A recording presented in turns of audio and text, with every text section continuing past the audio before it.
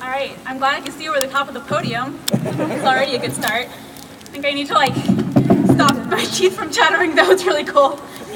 All right, so today, as you all know, we're marching for science. But who are we? We're scientists, a lot of us, but we're also students, doctors, patients, business people. But that's not why we're out here today. We're out here because we care about science, and because whatever we've been doing to maintain and perhaps to earn the bonds of trust in the scientific process, in its products, and in its practitioners needs revamping. So we are doing an experiment, a march for science. Marching for science, as you've heard, means many things to many people.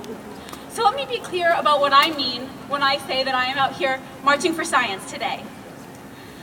I am marching for the desire to understand the world and to use the best evidence available in our collective knowledge for the public good.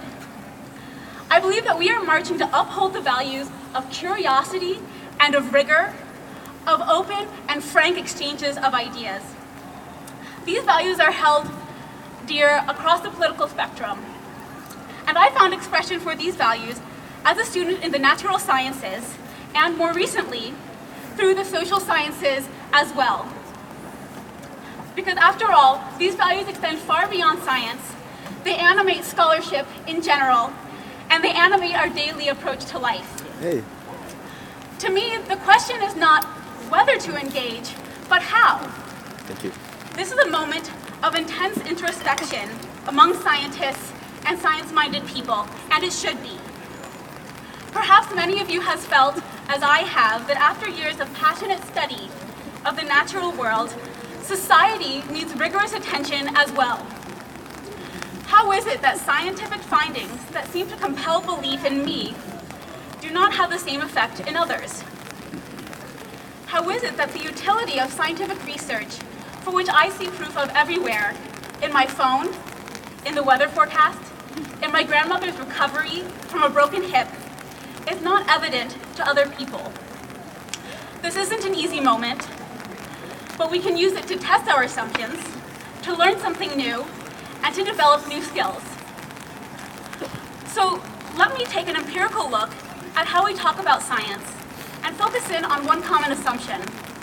If the public and policymakers had more information, they would agree with the science and move forward with relevant measures. If this is true, then our path is clear.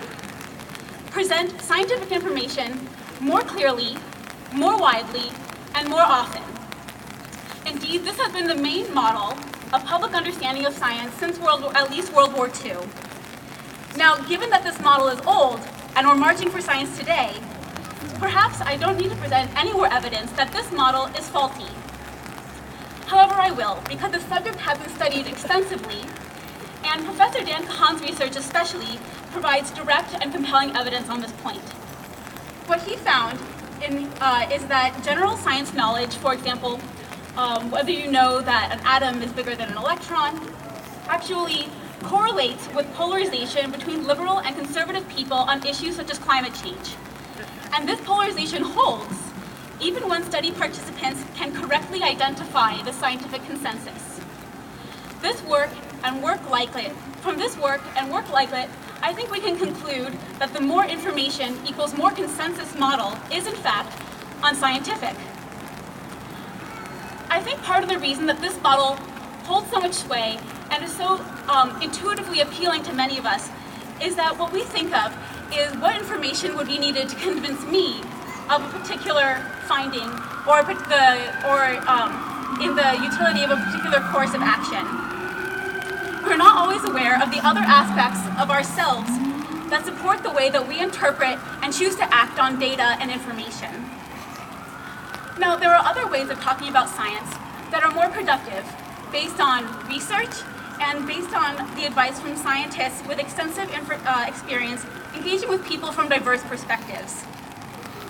In addition to providing new approaches, I think discussing them also provides insight into why the information equals consensus model alone is ineffective. So here are a couple points. One, give a narrative of the evidence. the history of how and why it was generated. 2, discuss why the science matters to you personally, and how it is relevant to another's life. 3, recognize the importance of trust and establishing common cause. After all, evidence won't be trusted if the person or institutions presenting it are not trusted. And 4, science is not always the main sticking point, even when it seems to be. And problems can be usefully reframed. For example, rather than debating whether comprehensive or abstinence-only sex education is more effective at decreasing STD transmission and unwanted pregnancies, it might be fruitful to take the opportunity to discuss what morals we want to teach our children. Implicit in this advice is a claim that effective science communication is a two-way street, where it is just as important for scientists to understand the public as it is for the public to understand scientists. Now, scientific research involves experimentation. It requires persistence and no small measure of serendipity.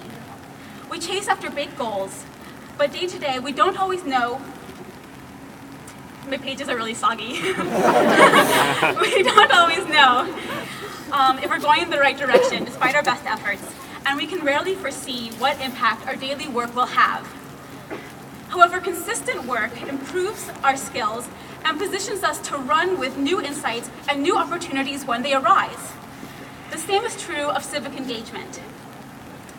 So let's foster the ideals of curiosity, rigor, and open exchange of ideas in ourselves as we approach this new problem, and in our country and world to form it into something new and better.